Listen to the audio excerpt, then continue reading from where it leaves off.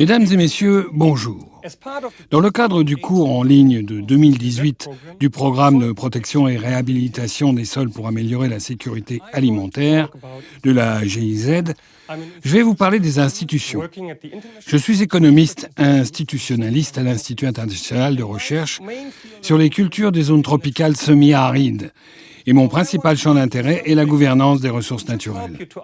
J'aimerais vous donner quelques éléments de base qui devraient vous aider à vous poser les bonnes questions par rapport aux institutions dans votre cas précis. Quelques questions, donc. En premier lieu, pourquoi voulons-nous influencer les politiques ? On peut voir les politiques comme un instrument visant à influencer les comportements. La question suivante qui se pose est donc: que peuvent faire les politiques pour influencer les comportements ? Ou même de manière plus générale, comment pouvons-nous influencer les comportements ? Dans une société, les actions d'une personne ont une influence sur d'autres personnes. Afin de coexister pacifiquement, nous essayons de nous coordonner. Nous ajustons nos actions et, ce faisant, influençons les comportements. Nous développons des normes, des règles et des lois pour nous coordonner. Ces normes, règles et lois, nous les appelons les institutions. Donc, quand je vais vous parler des institutions durant la prochaine demi-heure, je vais vous parler des normes, des règles et des lois, et non pas d'organisation. Une autre définition répandue du terme institution. Cela m'amène à la définition de la gouvernance foncière, et j'aimerais détourner un tout petit peu votre attention des politiques au profit de la gouvernance foncière. La gouvernance foncière, ce sont les lois, les réglementations, les règles et les normes qui organisent les processus régissant la gestion des terres. Il y a diverses institutions qui influencent les actions des gens. Pour mieux comprendre la gouvernance, il est important de connaître différents types d'institutions. Une manière typique de catégoriser les institutions consiste à faire la distinction entre hiérarchie, marché et coopération. Les hiérarchies sont des institutions dans lesquelles il y a un acteur puissant qui a un monopole du pouvoir et peut définir et faire appliquer les règles. L'État en est un exemple typique, mais de nombreuses organisations fonctionnent aussi sur la base de hiérarchie. Ensuite, il y a les marchés. Sur les marchés, il y a des partenaires transactionnels dotés d'un pouvoir égal et qui échangent des biens et des services. Sur les marchés purs, leur contrat s'applique automatiquement, c'est-à-dire que je reçois quelque chose uniquement si je donne aux partenaires transactionnels ce dont nous avions convenu. Le troisième type d'institution a une forme hybride. On le désigne souvent du nom de coopération, auto-organisation. Dans ce cas, des acteurs décident conjointement des règles, établissent peut-être une sorte de mécanisme de leadership, certains rôles de leadership, mais surtout, ils échangent des biens et des services de façon plus formelle. Pourquoi est-il pertinent de réfléchir à ces différents types d'institutions dans le contexte de la dégradation des terres ? Nous devrions être conscients que le comportement des gestionnaires de terres est influencé par un mélange d'incitations émanant de ces différentes institutions. Nous respectons des lois, répondons aux incitations du marché, nous organisons sous forme d'associations, et tout cela a une influence sur la manière dont nous gérons les terres. Si vous êtes conscient de ces mécanismes dans votre cas particulier, alors vous pouvez vous demander: si je veux changer un comportement réel, quelles sont mes possibilités ? Quelles sont vos possibilités pour y parvenir ? Et si vous croyez que vous pouvez influencer les politiques, cela vaut le coup de réfléchir aux possibilités qu'a un décideur pour influencer un comportement réel.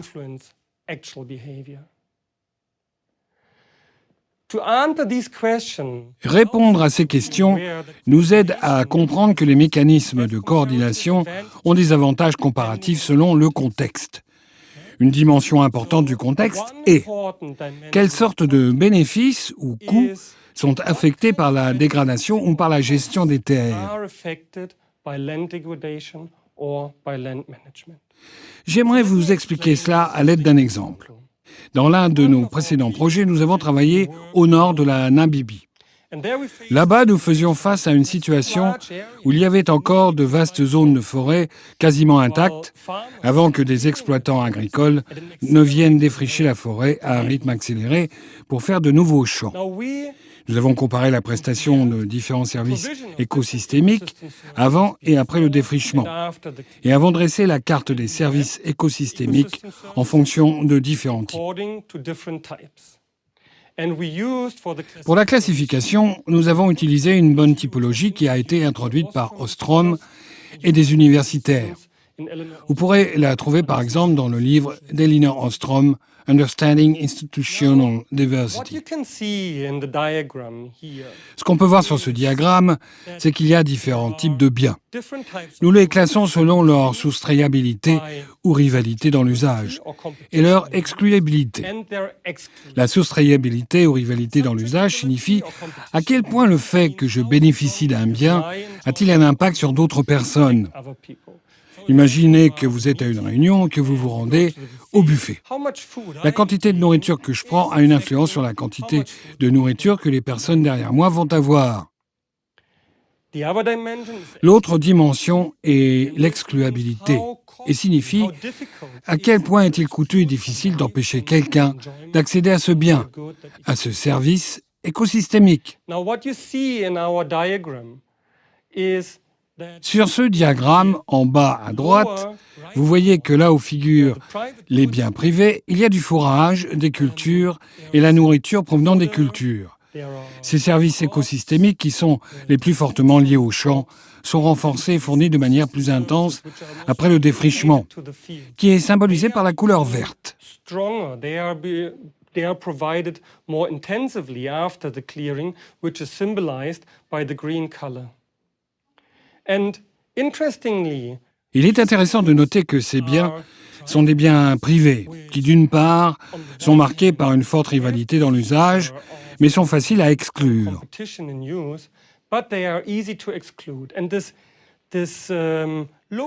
Le fait qu'il est peu coûteux d'empêcher quelqu'un d'utiliser, d'accéder à des biens, les rend aptes à être échangés sur des marchés. Cela permet de les échanger et de les contrôler. Sur notre diagramme, nous voyons aussi que les biens privés produits après le défrichement rivalisent fortement avec les ressources communes et les biens publics qui ont tous deux un coût d'exclusion élevé, où il est plus difficile d'empêcher d'autres personnes d'y accéder.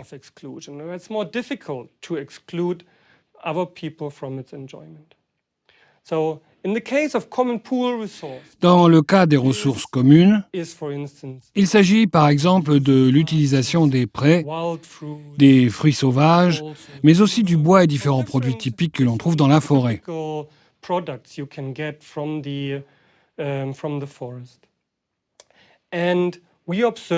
On observe que ces types de services écosystémiques ont diminué après le défrichement de la forêt. C'est dû au fait qu'il est difficile d'empêcher des personnes d'y accéder.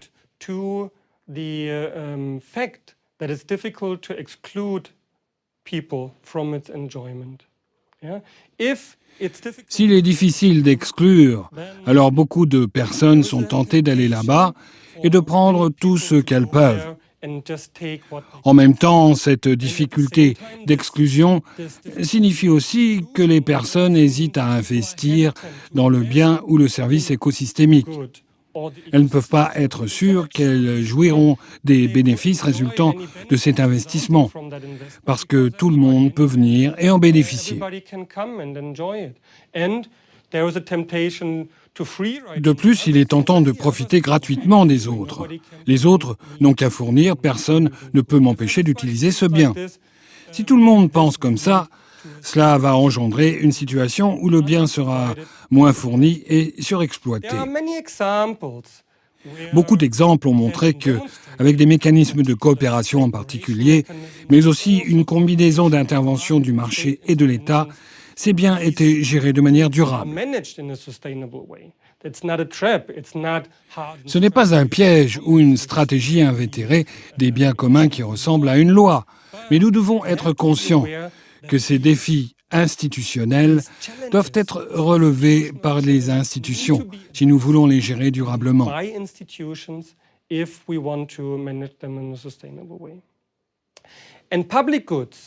Les biens communs en haut à gauche ont la même caractéristique que les ressources communes.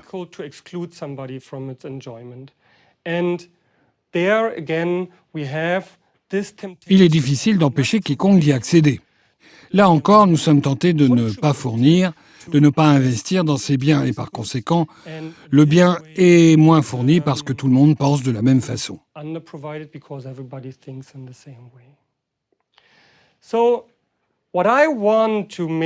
J'aimerais vous sensibiliser au fait que la gouvernance de ces situations est une interaction entre les hiérarchies du marché et les institutions de coopération pour tous ces services écosystémiques.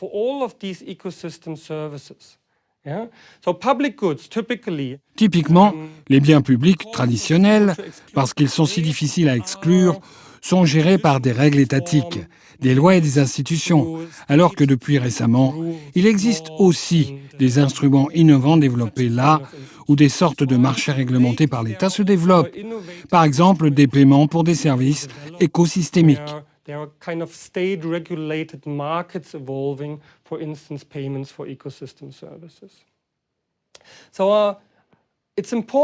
Il est important de comprendre cette interaction entre les institutions dans le contexte de la dégradation et de la gestion des terres.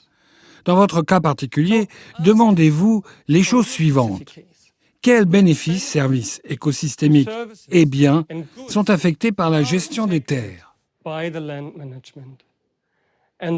Puis, demandez-vous quelles institutions peuvent maintenant ou potentiellement jouer un rôle dans l'atténuation d'impacts négatifs. Et aussi, comment pouvons-nous influencer les institutions qui revêtent une importance capitale?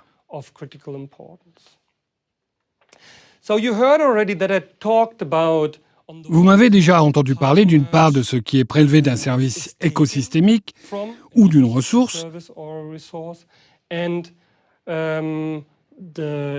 et d'autre part des investissements pour les maintenir et contribuer à la fourniture continue et durable de ce bien.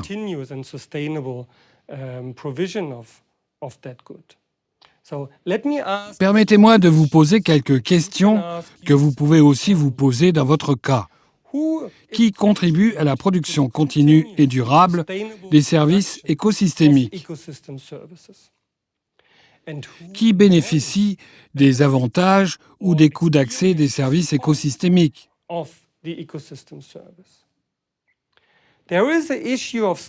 Il y a par exemple un problème d'échelle. Pensez à notre exemple de Namibie.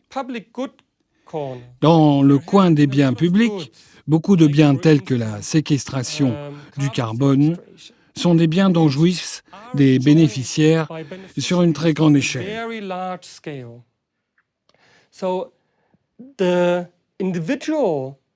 L'action individuelle d'un utilisateur des terres a donc un impact minime sur un bénéficiaire individuel d'un climat stable. Il y a donc un long chemin, un large fossé et des liens très marginaux entre eux.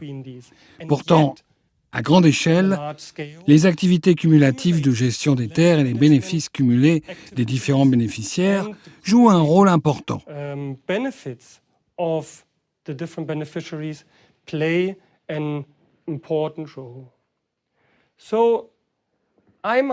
Je vous demande donc la chose suivante. Y a-t-il des groupes ou des individus qui jouissent d'un bénéfice particulier, mais qui ne contribuent pas? Si vous voulez influencer les politiques, gardez cela à l'esprit. Typiquement, on rejette la responsabilité sur les utilisateurs des terres qui causent la dégradation. Mais pourquoi devraient-ils être les seuls à payer les coûts d'une gestion durable des terres, alors que d'autres personnes, qui sont souvent plus riches, bénéficient des avantages d'une gestion durable des terres sans apporter aucune contribution. Dans ce contexte, il est important de se demander s'il n'y aurait pas une volonté à contribuer qui ne serait pas exploitée. Une volonté à payer ? Maintenant, rajoutons une autre dimension à cette vue d'ensemble. Pensez encore une fois à notre cas, en Namibie. Il y a toutes ces différentes institutions qui interagissent ensemble et il existe différentes façons pour elles d'interagir ensemble. And there are different ways of how they can interact with each other. Il se pourrait qu'on ait une situation où elles ne sont aucunement liées. Typiquement, c'est le moindre de nos soucis. Mais on peut aussi penser qu'il y a un potentiel inexploité. Deuxième situation. Les institutions sont en conflit les unes avec les autres. Imaginez qu'il y a un droit coutumier qui interdit que les arbres soient abattus, alors qu'un droit écrit l'autorise. Cela fournit des incitations contradictoires aux personnes et aux utilisateurs des terres. Autre situation. Les institutions ne sont pas en conflit direct les unes avec les autres, mais il y a des incitations contradictoires. Pensez à une subvention énergétique qui encourage le pompage de l'eau, alors en même temps il existe des lois qui préviennent ou essaient de prévenir le gaspillage de l'eau.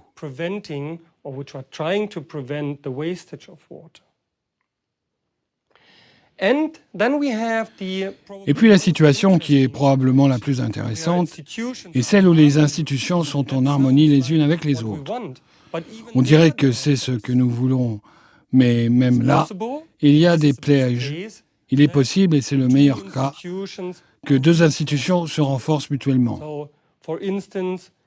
Par exemple, je soutiens une norme solide selon laquelle on ne doit pas jeter des détritus, et il existe une loi qui interdit également de jeter des déchets. Et je pense que cela vient m'appuyer et me rend plus confiant quant au fait que d'autres personnes ne jetteront pas leurs déchets.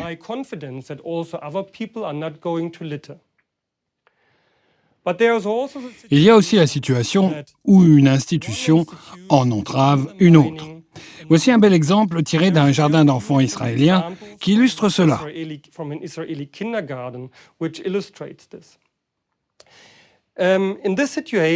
Les éducateurs du jardin d'enfants étaient mécontents que les parents viennent toujours chercher leur enfant en retard.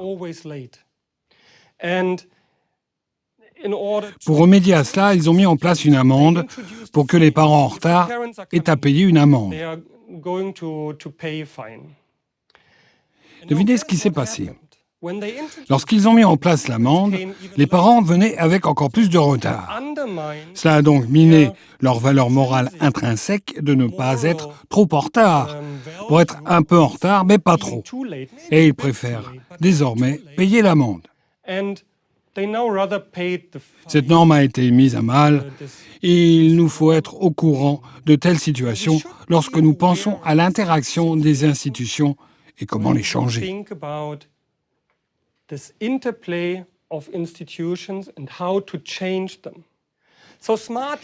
Les politiques foncières intelligentes prennent en compte les diverses institutions existantes et leur interaction, contrairement à un État tout-puissant présomptueux. Les scientifiques et les activistes de la société civile adorent reprocher aux décideurs de ne pas écouter leurs arguments. S'ils arrivent à convaincre les décideurs que ces derniers font des politiques intelligentes, ces politiques, dans de nombreux cas, ne changent pas les comportements réels. Et là encore, ils s'en prennent à l'État faible.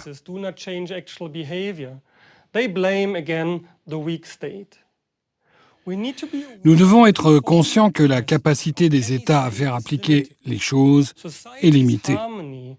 L'équilibre de la société dépend fortement des valeurs partagées. C'est notamment le cas des sociétés occidentales où nous croyons fermement à l'état de droit. Mais qui est vraiment au courant des lois? Qui connaît réellement les lois? Nos recueils de lois sont tellement épais et vastes qu'il faut des années pour savoir où trouver les lois pertinentes pour le bon contexte. Et pourtant, nous vivons la plupart du temps en harmonie. And yet, we are C'est dû au fait que nos normes, notre morale nous guident. This is because our norms, our moral is guiding us. We know Nous savons de manière intuitive, from our de par notre éducation, ce qui est bien et ce qui est mal. Dans le contexte de la dégradation des terres, land degradation, ça nous apprend que nous devrions élaborer des politiques en nous basant sur des valeurs existantes en matière de sol. existing pro-soil values. Quelles sont les voies à suivre pour avoir des politiques efficaces ? Pathways En premier lieu, il est crucial de comprendre les relations causales entre les actions et la dégradation des terres. and the causal Ces preuves sont typiquement le point de départ des scientifiques et des représentants de la société civile lorsqu'ils estiment que des politiques doivent être modifiées. representatives when they feel policies should be changed. I would argue, in addition J'ajouterai qu'en plus de cela, to good understanding nous devons bien comprendre le contexte en termes de ressources naturelles et des valeurs des personnes impliquées, the values mais surtout des institutions liées aux coûts et aux bénéfices qui sont affectés par la dégradation des terres. institutions related to the costs and benefits which are affected by the land degradation.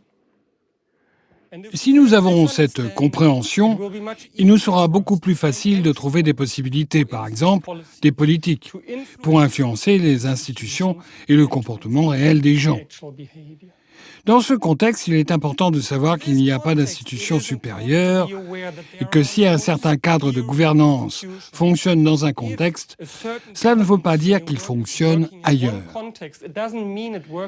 Il n'y a pas de plan ou de panacée et il est donc important que les cadres gouvernementaux soient adaptés au système écologique et social d'un cas précis. are adapted to the social ecological system of the specific case.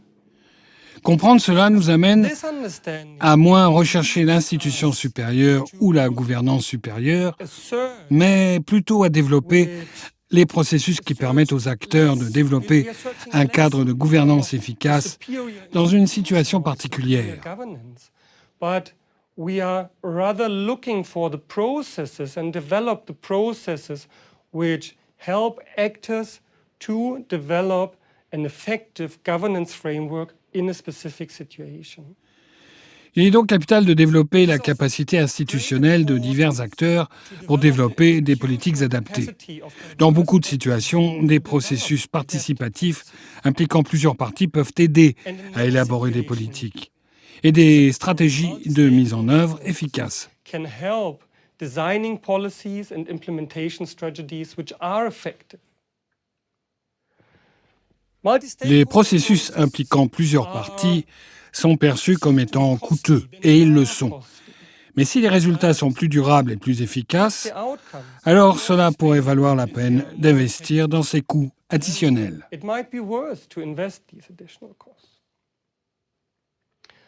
As a summary, Pour résumer, voici encore quelques questions que vous pouvez vous poser par rapport à votre cas. which you can Je les ai déjà posées et les répète encore une fois. I have asked them before, and let me Quels coûts et bénéfices sont affectés par la dégradation des terres dans votre cas particulier? costs and benefits are affected by land degradation in your specific case.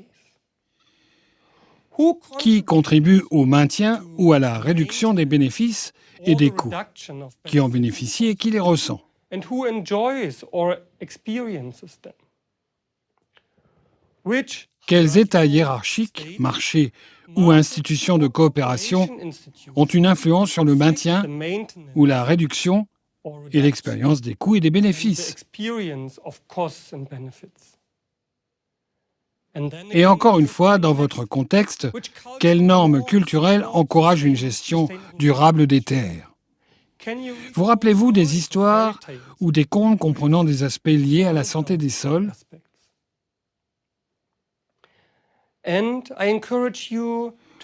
Je vous encourage à réfléchir à des exemples ou des normes, des règles communautaires, des droits coutumiers ou des droits écrits en rapport avec les sols ou n'importe quel autre organe ou institution se renforcent mutuellement ou sont en conflit les uns avec les autres, où il y a des synergies ou des conflits. J'ai l'intime conviction que si vous avez répondu à ces questions dans votre cas, vous aurez de grandes idées pour influencer la gouvernance vers une gestion plus durable des terres. Merci beaucoup. Thank you very much.